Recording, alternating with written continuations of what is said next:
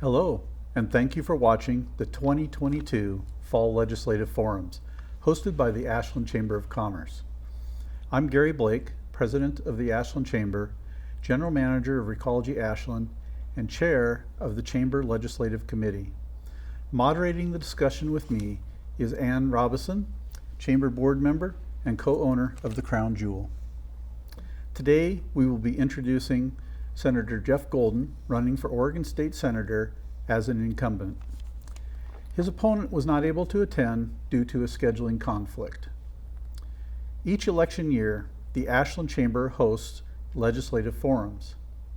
This year, we are also hosting forums in addition to the City Council for Parks Commissioners, Jackson County Commissioners, State Representative, and State Senator. The forum is being recorded and will air on local community television, the RVTV website, and Ashland Chamber's website, along with additional election information at ashlandchamber.com. A few words about the Ashland Chamber of Commerce. The Ashland Chamber and Travel Ashland work year-round to improve the economy, support our businesses, and enhance the quality of life. Over 450 businesses are members of the Chamber, representing thousands of employees and jobs. We are a nonpartisan, private, nonprofit, mutual benefit corporation, providing forums such as these featuring candidates for elected office. We do not have a political action committee or endorse any candidates for any race. We have many strong community partners in addition to our businesses, including SOU, the Ashland School District, OSF, Asante Ashland Community Hospital, and of course, the City of Ashland. We organize, fund, and coordinate the long-standing and beloved community parades and celebrations, including the 4th of July, Children's Halloween Parade, and the Festival of Lights celebration, including lighting and decorating the entire town and Santa's Parade. The tourism branch of the Ashland Chamber is Travel Ashland, that inspires, attracts, and welcomes visitors with year-round multi-platform marketing campaigns. In the last few years, Travel Ashland has rebranded and is successfully expanding into new markets and attracting new visitors in the outdoor, wine, and culinary tourism segments, garnering strong engagement in key markets on the West Coast and beyond. The Chamber is the lead economic development agency for new and expanding businesses. We have just completed an economic diversification research and analysis study that will lead Ashland forward to tackle economic issues and create new initiatives. Finally, the Chamber serves as the main point of contact for businesses looking for assistance with expansion, relocation, problem mitigation, and resource connections. And now a few words about the format for today's forum. Jeff will have a 2-minute opening statement to discuss why he is running for the position and what skills and accomplishments qualify him to again serve as an Oregon elected official. Following the open remarks, he will be asked a series of questions with 3 minutes to respond. A bell will ring when he has 30 seconds and then 10 seconds remaining. Follow-up questions will be kept at 2 minutes. If there is time, he can give a 2-minute closing statement, but must adhere to this time restraint. Additionally, each candidate had to sign a consent form in order to participate. We require the candidates refrain from any form of speech that includes profanity, obscenity, hate, racism, or vulgarity, or that is insulting or offensive to any ethnic, religious, political, or other identifiable group or individual as determined by the forum moderator. A violation of this rule will cause the candidate to be removed from the forum. We expect and will insist on respectful behavior. If time allows, we may have follow-up questions, in which case there will be 2 minutes to respond, again using the bell system. So with that, let's go ahead and begin. Ann? Senator Golden will start with an opening statement. Why are you running? briefly discuss your skills and accomplishments that qualify you to serve as Oregon State Senator. Well, Ann, first of all, thanks, and Gary, thanks for convening this. My name's Jeff Golden, and I serve District 3, which is Jackson County, sort of Medford South. I've been in the Valley 50 years now, and the first 10 of those were kind of in rural parts of the Valley where I learned a variety of skills I didn't as a kid, as a river guide and a carpenter, and worked in the woods and did a number of things. And then when we had a family, we moved to Ashland quite a few years ago. And my career has mostly been in media, in broadcast journalism, in editorial journalism, including 6 or 7 years in this very studio with the PBS show Immense Possibilities. And my interest has always been politics. I was a Jackson County Commissioner during the Timber Wars, which was an initiation of sorts. And after a long time, I decided to return to politics 4 years ago and asked the people of the Rogue Valley to send me to Salem. My motivating issues still are really were campaign finance reform, because I believe we are kind of dead in the water in terms of progressing on our big issues until we reduce the power of money in politics. And Oregon's especially behind on that one. And climate, which is a cluster of environmental issues, which I think of the shorthand in climate, and we are reaping some of the results, in my view, of not acting sooner when we kind of saw the writing on the wall. Other parts of the country have other disasters to deal with. So in the last 2 or 3 years, I've really been focused on wildfire, particularly in our area, and we've achieved a lot and have a lot further to go, and really need to generate more of a collaborative community partnership to make it work, to survive what I consider to be a very basic threat over the coming years from wildfire and extreme heat. I want to go back and see what I can do for 4 years. All right, very good. Well, thank you. Well, we'll go ahead and begin we've got a few questions here for you, and we'll begin with, and you'll have 3 minutes for response to each of these questions. Okay. What are Oregon's strengths, and how can we build upon them to foster economic vitality? Well, Oregon's a diverse place, and it has fared better since the drop in the timber industry 30 years ago on the I-5 corridor than in other parts of the state. And that's part of the reason for our political divisions. So I think there is something to brand Oregon in a sense of independence and venture and the diversity of how people can make a living here. But I continue to be very concerned about the future of the rural parts of the state, including this district where we have one of the more mixed districts. And I guess I'd point out as a strength our inclination towards collaboration. And I really want to point out the reputation the Rogue Valley has statewide for the collaboration of its nonprofits, of its community-based organizations, including groups like the Chamber, just citizen groups who rise up, dramatically in the wake of the Alameda wildfire, around any number of causes that really, I think, point to the future where we have limited resources and almost unlimited needs, where the state should move more towards channeling resources to community-based organizations.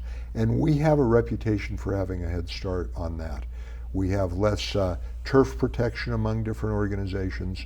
We've really sort of punched above our weight in the Rogue Valley, largely because of the strength of our volunteer sector, how many people in this valley stand up for volunteer work in really robust ways. I'm proud to be a Rotary member and fairly recent, and I'm just in awe of what that organization and in this district about 7 different clubs have done.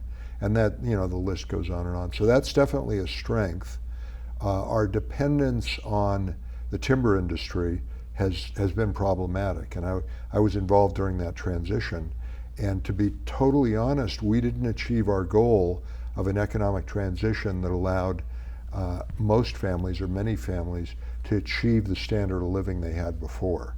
And that was in the context of a global shift from natural resources to other kinds of industry. And as I said, I-5 Oregon recovered fairly well, and the rest of Oregon, eastern Oregon, parts of the coast, parts of this valley are still struggling. And I think that's a source of some of the political division we have, that people are disappointed. They expected more, and they were following the rules and doing what their parents and grandparents had done for years and fishing, ranching, logging, and the world changed out from under them, and we are still addressing that. Thank you. Next question. As a state senator, what do you think will be your biggest challenge, and how do you hope to solve them? So I'm not going to surprise you here. We are in the midst of huge challenges, huge, seismic economic changes. Things were, I would say, volatile before the pandemic, and that just kind of cracked things open. So some of the symptoms of that, what we're feeling, I don't have to tell you as chamber board members, in almost every sector is staffing shortages.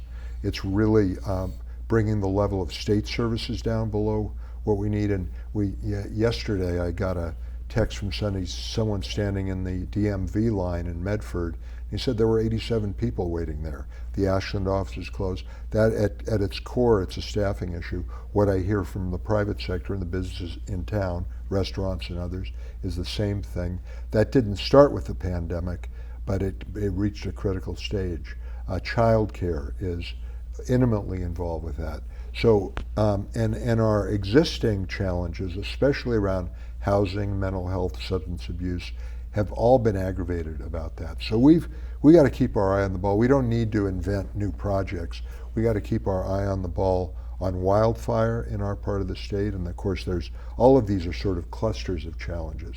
When you're talking about wildfire, you're talking about public health, you're talking about drought, you're talking about the threat to our agriculture community, and another side issue of that is the cannabis problems we had last year and have really abated because of the action we took, but are not done with. We're not done with that one.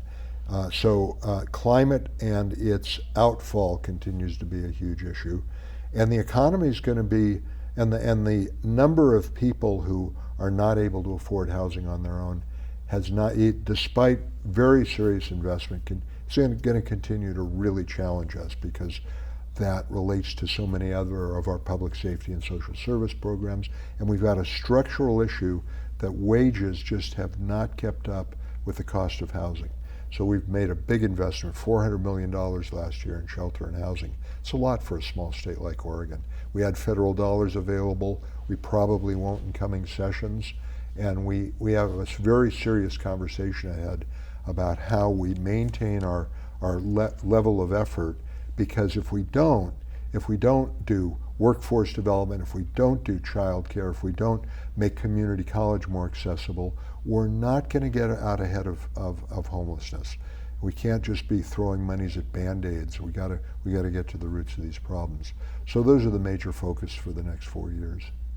Great. Thank you, Senator. How do you see Oregon overcoming our financial challenges, and what are your priorities, and how do these impact our region? Well, I mentioned this a moment ago. I think that we're going to get much more bang for the state buck if we strengthen our partnership with community organizations. There are any number of examples. I'll pick mental health. In the old model of mental health, service was delivered mostly by state employees. That changed about 30 years ago, and the state kind of said to local governments, we're out of the mental health business, you do it, and we'll give you the resources to make that happen. And that we didn't deliver from the state level on that. So what we have in most communities, including Medford Ashland, are some really vibrant volunteer and peer organizations who've been working in mental health. I think of NAMI, the National Alliance for Mental Illness, and the folks who've been working their whole lives, some of them experiencing mental health challenges, some of them just compassionate people who want to help. I think of Compass House in Medford, which is what's called the clubhouse model, which is all run by peers, by people who know what mental health challenges are. And for the state to come in with some sort of cookie cutter playbook and say we're going to deliver all the services is not the way we're going to thrive. We are going to continue to have a revenue challenge. So let me, just a little side trip here. We have to do a better job delivering state services because we need a conversation with Oregonians about where resources are going to come from and who needs to pay, because we've got, most Oregonians, I would say, and most small businesses are pretty well tapped out when it comes to taxation. There are sectors that nationally, this is not particular to Oregon, have not been paying their fair share, and they tend to be global corporations that take a lot out of communities. You're thinking Amazon, you're thinking Google, you're thinking Walmart, a lot of them, and they've sort of been protected from that. And most states are trying to address that because they get served in a lot of ways by the public sector, whether it's welfare assistance or that kind of thing. That's a conversation we have to have, and that politicians normally don't like to talk about during campaigns because they know the opposition is going to talk about how they're tax and spenders. But along with that, we have to improve state services, which have been lacking the last few years. The execution of the basic services that people need in many instances have not been what they should be. Now we got to factor in the fact we've had a pandemic and wildfires and the kind of crises that Oregon's never experienced before. But if Oregonians don't feel like their tax dollars are well used, not perfectly used, we'll never get to perfect. If they're not well used, whatever we say about the need for more resources is going to fall on deaf ears, and I really understand that. And I don't think either of the parties have done a very good job about insisting of a high level of accountability from state agencies. So whether you're Democrat or Republican, I think that has to be a priority going forward. So partnerships with community organizations, being really rigorous about looking at what we would like to have versus what we need, and getting upstream of our problems. And I think we did a pretty good job of that the last 4 years, largely because of this unique amount of federal money that was available. So I mentioned $400 million in housing. We've never come close to that. We've made investments in mental health, in child care, in workforce development, which should really have an impact on the staffing shortages. Partnerships with community colleges. We have to fund community colleges better. That's the portal to a mobile society where anybody willing to work hard can achieve some security in life. But sad to say, RCC is a fantastic institution. It's not within everybody's reach, and it needs to be. So one of the reasons we have this fiscal challenge is that because getting upstream and addressing the causes is more costly in the short run than Band-Aids. Let's just get shelters to get people under cover. Doesn't solve the problem. So short term, maybe more expense. Longer term, maybe it finally breaks some of these cycles of poverty and hopelessness, and in the long run saves us a lot of money. Okay. Okay, thank you. Now you can make a closing statement. You have 2 minutes. Well, there's a lot to be said, and people have a different interest in policy and how deep they want to go. So I want to advertise my website for a second because we put a lot of energy there. There's a section that says first term accomplishments, do a little bit of bragging there, and second term goals, what I'd like to do with another 4-year term, why I really want to do this and go back. That is goldenforsenate.org, F-O-R, goldenforsenate.org. And people can go as deep as they'd like. I want to spend a minute on something that we don't talk about very much. It's not really a policy issue. It has to do with a shift in the way we think about our communities and the way we live on the land. I think we've got some huge challenges ahead, whether it's how deep we have let the divide grow between people with and without resources, whether it's the climate challenges that are not going to get easier anytime soon, any number of things. And we have a lot of people who are experiencing very hard times. We can talk and debate, and I hope we have a chance to debate appear with my opponent to talk about our different ideas. I'm sure we have different ideas on these issues. But we need something else. I am deeply concerned about how bitter the divide has become in this country, in some ways in this state. I don't think Oregon's distinctive in this either. And I know in this district, because I get so much email from people in the district, and things have changed. I've spent a lot of my career attempting to get people with different ideas around the table to build common ground. And it's never been easy. And I remember 10 or 15 years ago going, we may be headed in the wrong direction and getting more polarized. But now we're at a different place. And I'm seeing something I've never seen before, which is an amount of mail, and this district happens to be kind of as divided in philosophy and ideology as maybe more than any other district. And I'm not sure if we're done. Are we You done? have another got some 30. more. Yeah. Okay. And I get mail from people just urging me to take contradictory stands on issues, exactly opposite stands.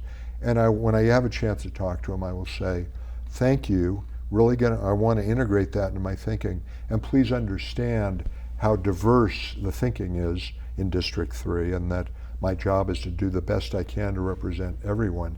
And what I'm getting back many times is, no, it's not.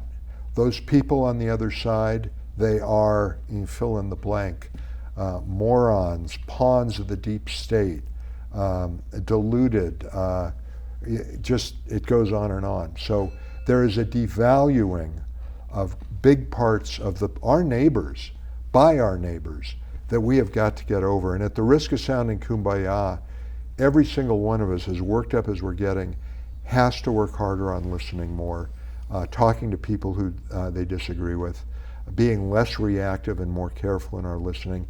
And that does not mean backing off on the things you deeply believe in. Please get more involved and advance the things you believe in, whether it's around climate or child welfare or economic equality or private property, whatever it is. But realize that none of us are going anywhere. We got to figure this out. And I cannot see a path. I'd like to be hopeful. I am hopeful. There are immense possibilities out there, but not if we don't consciously make an effort to heal this divide to some degree. There's just not a path to the kind of Oregon we want to leave to our kids and grandkids. We can do this, but we got to reflect and revisit how we're reacting to opinions that are different than ours. Great. Well, thank you, Senator Jeff Golden, for taking some time with us. I want to thank the RVTV crew, and I want to thank all of you who joined us tonight and are watching and listening to this. Thank you. Thank you both very much. Thank you.